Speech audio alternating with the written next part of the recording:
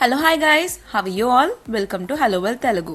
మనం ఈ వీడియోలో CSS లో ఉన్న specificity, cascade algorithm and inheritance గురించి నేర్చుకుందాం. ఫస్ట్ ఆఫ్ ఆల్, CSS లో స్పెసిఫిసిటీ అంటే ఏంటి? ఇది ఒక ఫండమెంటల్ కాన్సెప్ట్. ఇది ఏ స్టైల్స్ ఒక ఎలిమెంట్ కి అప్లై అవుతాయి అని డిసైడ్ చేస్తుంది. ఎస్పెషల్లీ మల్టిపుల్ CSS రూల్స్ ఒకేసారి అప్లై అయ్యే సిచ్యువేషన్ లో స్పెసిఫిసిటీని అండర్స్టాండ్ చేసుకోవడం వల్ల డెవలపర్స్ కి CSS కాన్ఫ్లిక్ట్స్ రిజాల్వ్ చేయడం ఈజీ అవుతాయి అండ్ డిజైర్డ్ స్టైల్స్ కన్సిస్టెంట్ గా అప్లై అవుతాయి. CSS స్పెసిఫిసిటీ అనేది సెలెక్టర్స్ టైప్ మీద డిపెండ్ అయి ఉంటుంది.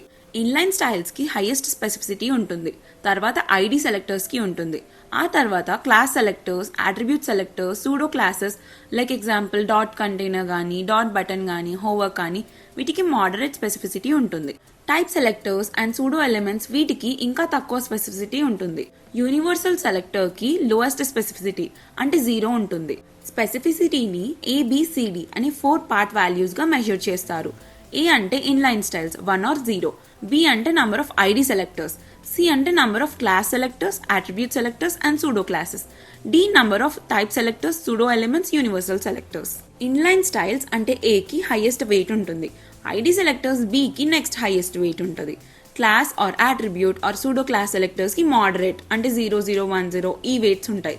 Type selectors or pseudo elements D కి లోయెస్ట్ వెయిట్ ఉంటుంది.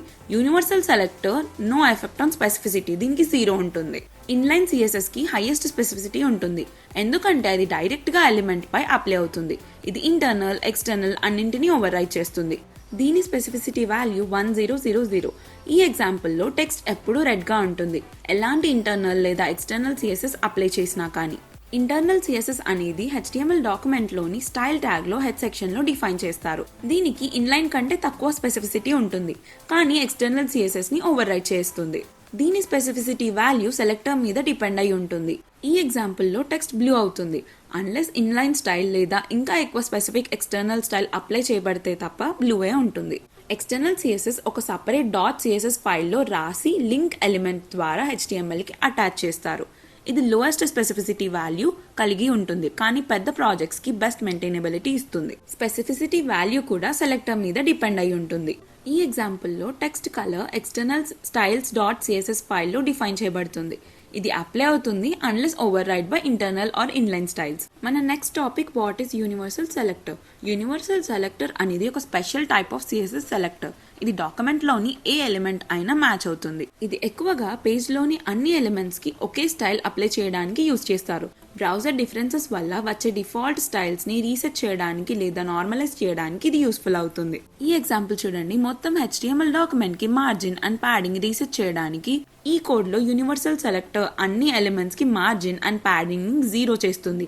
ఇది CSS రీసెట్స్ లో ఒక కామన్ టెక్నిక్. యూనివర్సల్ సెలెక్టర్ కి లోయెస్ట్ స్పెసిఫిసిటీ ఉంటుంది. ఇది స్పెసిఫిసిటీ వాల్యూలో 0 కాంట్రిబ్యూట్ చేస్తుంది, అంటే దీని స్పెసిఫిసిటీ 0, 0, 0, 0.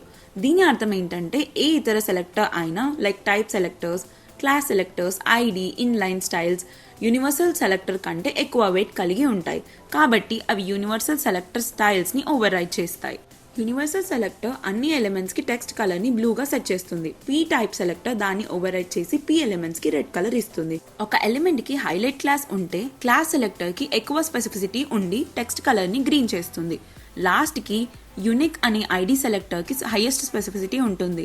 అది అన్ని ఇతర సెలెక్టర్స్ ని ఓవర్ రైట్ చేసి టెక్స్ట్ కలర్ ని పర్పుల్ చేస్తుంది. Now let's see what is the specificity for type selectors. Type selectors అంటే ఎలిమెంట్ ని వారి ట్యాగ్ నేమ్ ఆధారంగా టార్గెట్ చేయడం. ఇవి CSS లో ఫండమెంటల్ సెలెక్టర్స్ అండ్ మీరు ఒక స్పెసిఫిక్ HTML ఎలిమెంట్ కి సంబంధించిన అన్ని ఇన్స్టాన్సెస్ కి స్టైల్స్ అప్లై చేయడానికి వాడతారు. టైప్ సెలెక్టర్స్ చాలా సింపుల్ గా వాడొచ్చు. మీరు స్టైల్స్ చేయాలనుకునే ఎలిమెంట్ యొక్క ట్యాగ్ నేమ్ ని డైరెక్ట్లీ రాసేయాలి. ఈ ఎగ్జాంపుల్ లో పేజ్ లోని అన్ని పారాగ్రాఫ్ ఎలిమెంట్స్ ని టార్గెట్ చేసే టైప్ సెలెక్టర్ P ఎలిమెంట్స్ కి టెక్స్ట్ కలర్ బ్లూ అవుతుంది. టైప్ సెలెక్టర్స్ కి రిలేటివ్లీ లో స్పెసిఫిసిటీ ఉంటుంది. దీని స్పెసిఫిసిటీ వాల్యూ 0001, అంటే టైప్ సెలెక్టర్స్ ని class selectors, ID selectors and inline styles over right చేస్తాయి, కానీ వాటికన్నా హయ్యర్ స్పెసిఫిసిటీ రూల్స్ లేకపోతే ఇవి కూడా అప్లై అవుతాయి. ఈ ఎగ్జాంపుల్లో ఈ 2 పారాగ్రాఫ్స్ కి పారా అనే క్లాస్ ఉంది. టైప్ సెలెక్టర్ పారాగ్రాఫ్స్ ని టార్గెట్ చేస్తుంది. క్లాస్ సెలెక్టర్ పారా అనే క్లాస్ ఉన్న ఎలిమెంట్ ని టార్గెట్ చేస్తుంది.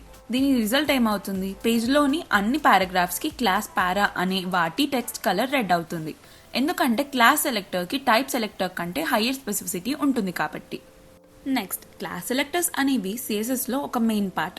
ఇవి డెవలపర్స్ కి ఒకే క్లాస్ అట్రిబ్యూట్ ఉన్న మల్టిపుల్ ఎలిమెంట్స్ ని టార్గెట్ చేసి వాటికి కన్సిస్టెంట్ స్టైలింగ్ అప్లై చేయడానికి యూజ్ అవుతాయి.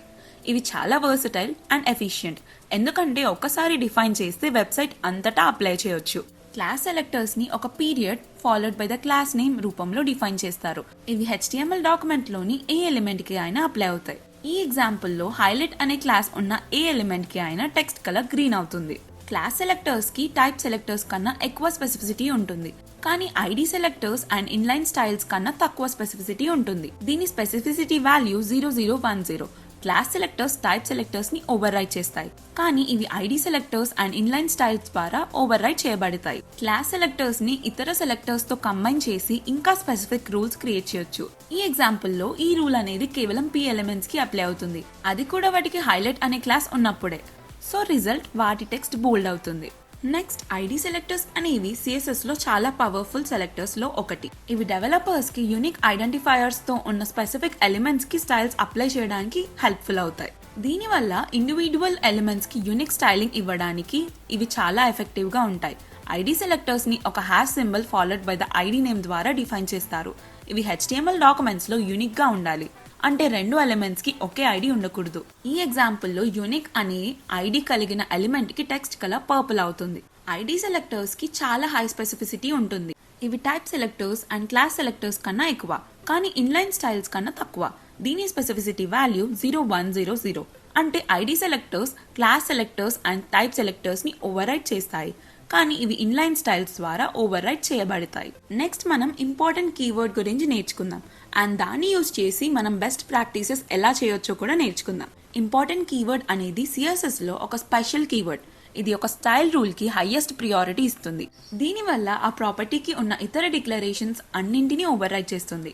అదర్ సెలెక్టర్స్ కి ఎంత స్పెసిఫిసిటీ ఉన్నా సరే ఇది యూజ్ చేస్తే బ్రౌజర్ ఎప్పుడు ఆ స్పెసిఫైడ్ స్టైల్ ని అప్లై చేస్తుంది.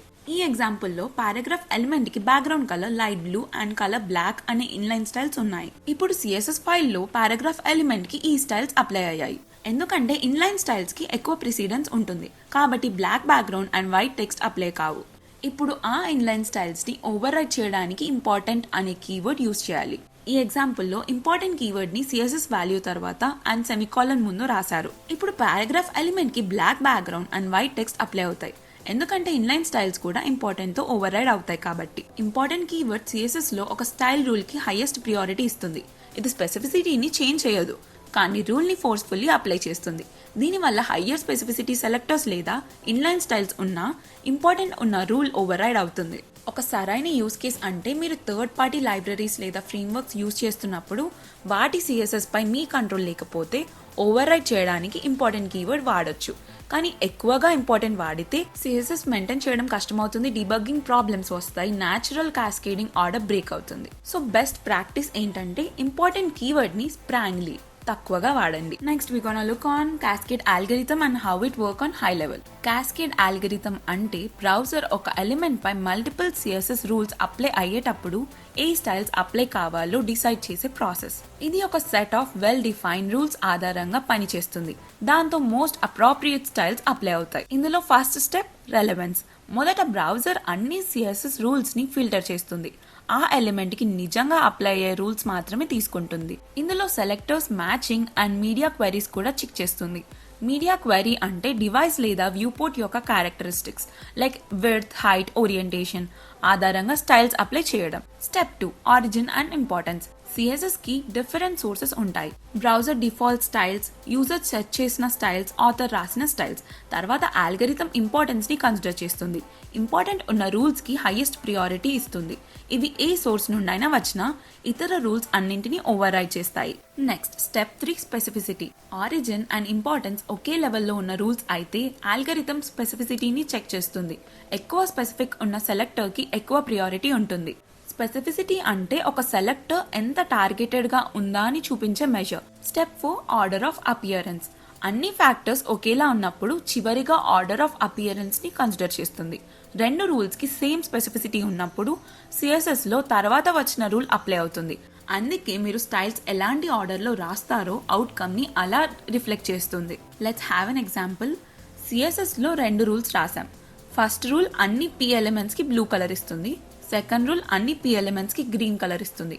క్యాస్కేడ్ అల్గోరిథం ప్రకారం చివర రూల్ అప్లై అవుతుంది కాబట్టి పారాగ్రాఫ్ ఎలిమెంట్స్ గ్రీన్ కలర్ లో కనిపిస్తాయి. Relevance, origin and importance, specificity, scope and order of appearance అన్నింటినీ కన్సిడర్ చేయడం ద్వారా క్యాస్కేడ్ అల్గోరిథం మీ సిఎస్ఎస్ ని ప్రెడిక్టబుల్లీ బిహేవ్ అయ్యేలా చేస్తుంది. దాంతో మీరు complex and nuanced web pages design చేయగలుగుతారు. ఈ వీడియోలో మన final topic, how does inheritance work with CSS at a high level. Inheritance అనేది సిఎస్ఎస్ లో ఒక ఇంపార్టెంట్ కాన్సెప్ట్. ఇది స్టైల్స్ ఎలా పేరెంట్ ఎలిమెంట్స్ నుండి చైల్డ్ ఎలిమెంట్స్ కి పాస్ అవుతాయి అని డిసైడ్ చేస్తుంది. రియల్ వరల్డ్ లో లాగే పిల్లలు తమ పేరెంట్స్ నుండి ట్రేట్స్ ఇన్హెరిట్ చేసుకున్నట్టే సిఎస్ఎస్ లో కూడా కొన్ని ప్రాపర్టీస్ పేరెంట్ ఎలిమెంట్స్ నుండి చైల్డ్ ఎలిమెంట్స్ కి ఇన్హెరిట్ అవుతాయి. ఇది మొత్తం డాక్యుమెంట్ లో కన్సిస్టెంట్ స్టైలింగ్ అప్లై చేయడానికి ఒక ఎఫిషియెంట్ వే ఇస్తుంది. సిఎస్ఎస్ లో అన్ని ప్రాపర్టీస్ బై డిఫాల్ట్ ఇన్హెరిట్ కావు. ఎగ్జాంపుల్ కి colour, font family, line height వంటి ప్రాపర్టీస్ ఇన్హెరిట్ అవుతాయి. అంటే మీరు ఒక పేరెంట్ ఎలిమెంట్ లో టెక్స్ట్ కలర్ సెట్ చేస్తే దాని చైల్డ్ ఎలిమెంట్స్ కూడా అదే కలర్ ఇన్హెరిట్ చేసుకుంటాయి మీరు ఓవర్ రైట్ చేయకపోతే. ఈ ఎగ్జాంపుల్ లో parent div and child P రెండింటి టెక్స్ట్ కూడా బ్లూ కలర్ లో కనిపిస్తుంది ఎందుకంటే కలర్ ఇన్హెరిట్ అయ్యింది కాబట్టి.